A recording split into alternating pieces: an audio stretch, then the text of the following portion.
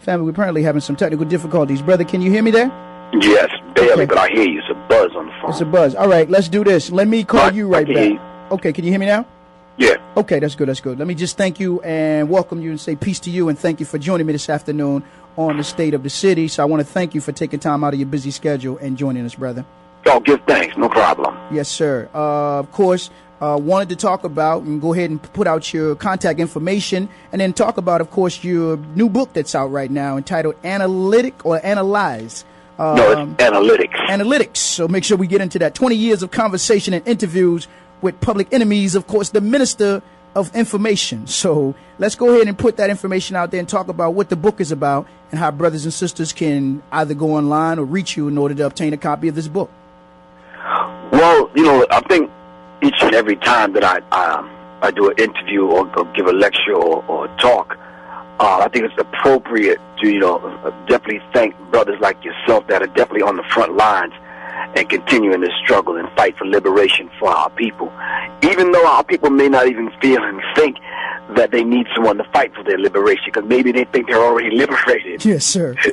But nonetheless, I want to thank you and the station there and definitely your listeners for tuning in. There's some people there that are good friends of mine that have been on the front line. That's right. I have a band called the Seventh Octave, and I have some sisters that are in the band to balance, to balance out their testosterone. It's a must. Even on the musical tip, DJ Earth One, who's there with her mate, brother Enoch, and brother A-Tone is there, the hip hop historian. Okay. A-Tone Muhammad. Yes, sir. And Shahid Allah from the 5% Nation of Gods and Earths. Yes. He's there along with some other brothers. But I definitely want to thank those that's still on the front lines, man. But and I do mention all of them in my book because they've been part of my struggle. Yes, like sir. you are at this particular moment, and the people that are listening and participating in this, we're part of each other's struggle. That's right. Because each one teach one, Right. but nonetheless, each one need one. Right. Are you following me? That's right, brother. Yes, sir. Of course. And some of these concepts I deal with in my book called Analytics. Right. And I put it together simply because it is 20 years of conversations and interviews, and not too many people can say that. Yes. To last in a music industry now that Prince called this music that's out now bubblegum music, disposable music. I had a conversation with Prince backstage one time, and he's basically like, this music today doesn't even last. That's right. That's It right, doesn't brother. even vibrate to the point where and resonate and connect with any of the higher chakras to the point where you even feel it. Right. This Right. is one of the reasons why Open Enemy had to do away with this concept called soul music That's right. Yes, sir. and bring it down to the point where we hear this music, it sits on the shelf for a few, we dance to it, and after about 2 or 3 weeks, it's dead and gone. Right. Right. Absolutely. All That's of that what I happens. talk about in the book, my book, Analytics. I talk about the Obama deception. Yes. I deal with the occult science, the Right. Illuminati's takeover of hip-hop. Right. I deal with that interview that I first did back in 88, 89 in reference to the Jewish question, Right. which the research team that I put together, we cannot even find the interview on the internet. Yes, we sir. can't find it in print. They've actually taken it out of circulation. Yes, sir. This is the same interview that got me kicked out of Public Enemy. Right. Same interview that when I exposed certain things in the music industry, Right. they came against me. Right, and it's still relevant, of course, today, even more actually, because it's accelerated when we talk about what has happened to the music industry, not just hip hop, but of course rock music, R&B, country, well, maybe not jazz as much, but all of the music genres for the most part. Well, have no, been I taken think over. you're wrong about that. Jazz was one of the early well, that's true, that's genres true, of that's music true. that they You're right. infiltrated, Right. took over, You're right. co-opted, repackaged, Right. put a label on it, and now you see them and you don't even see us. That's true. That's true. That's what one of our elders once said. Don't let them call it jazz because they will take it over. So Exactly. yes. Simply because Sun Ra did a Right. beautiful documentary called The Cry of Jazz. Right. Those tones and those frequencies inside jazz music, it spoke to us. Even though we didn't pick up a microphone, we picked up the horn. That's right. We picked up the drum and the piano, Right. and we spoke our frustration and our anger through the horn. Right. The Thelonious Monk did it. Miles did it. Right. You understand what I'm saying? That's right. Sun Ra did it.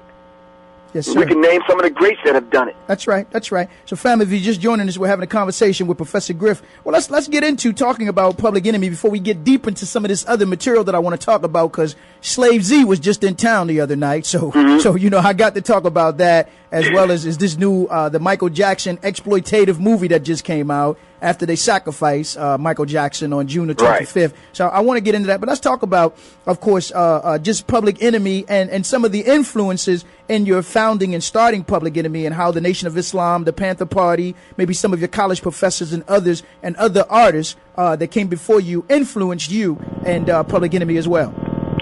Well, I think a lot of people, when they read the Public Enemy story written by people that want to give this cute little spin to the Public Enemy story, and in most cases it's plagiarized to the point where they almost write Professor Griff out of the history of Public Enemy. And we've seen this done with the Most Honorable Elijah Muhammad and other leaders that have been effective among our people. That's right. And we can't be fooled and deceived and tricked by the same trickster. Right. All right?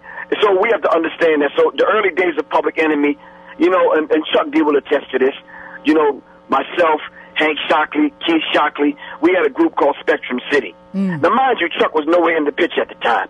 Jerry J., and some other people were down with Spectrum City, and we were doing the mobile DJing thing.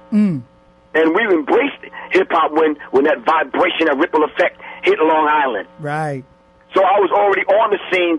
So then Chuck D came a little bit later on, hooked up with my partner, Hank Shockley from the Bomb Squad, and they went to Delphi University together, and that is where the whole idea of Public Enemy kind of morphed into what you see now. Okay. So Hank and Chuck reached back, and we got together, and Rick Rubin and Jam Master Jay and them reached out to Chuck via something that they heard on the air. Right. Chuck reached out to Flavor. I reached out to Terminator, because Terminator X, the one that you see, that's right, in the videos and that kind of, wasn't the original Terminator X. Yes, sir. You understand what I'm saying? So there were some personnel changes and that kind of thing, but I brought the brothers that I was soldiering with and bringing back and forth to the mosque, Temple Number 7. Right. Brother John, Brother James, who brothers I know very well and love those brothers. Yes, sir. Exactly. So there was no one in the ranks of the Nation of Islam but myself at the time. Right. Yes, and sir. I was bringing the brothers back and forth. Yes, now, if the Nation of Islam is giving away a car, a truck, a trophy, a plaque, or anything for bringing the most lost found as we say, into the ranks, I should please call Minister Farrakhan and tell him my phone number is 678-557-2919. I hear you, brother. Yes, sir. I was bringing buffaloes of brothers. And so I was the fisher of men, women, and children. Yes, sir. You understand what I'm saying? Yes, sir.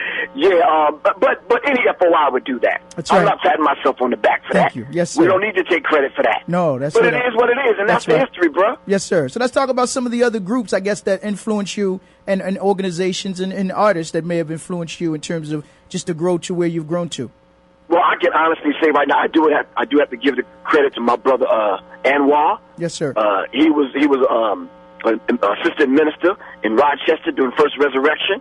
Yes, sir. My brother Michael X, he was in the First Resurrection also. Right. And I was trying to figure out why they getting dressed up, every other day, and where they going and why they so sharp. Yes, sir. So when they brought me along, that was my introduction in the First Resurrection. Right. When I was like 13, 14 years old. Yes, sir. That's right, So, brother. so the Black Panther Party, me and Chuck D was at Hofstra University in a summer school program ran by Black Panthers. Is that right? At Hofstra, huh? Hofstra University out on Long Island. Yes, sir. Okay. Right, Long Island, New York.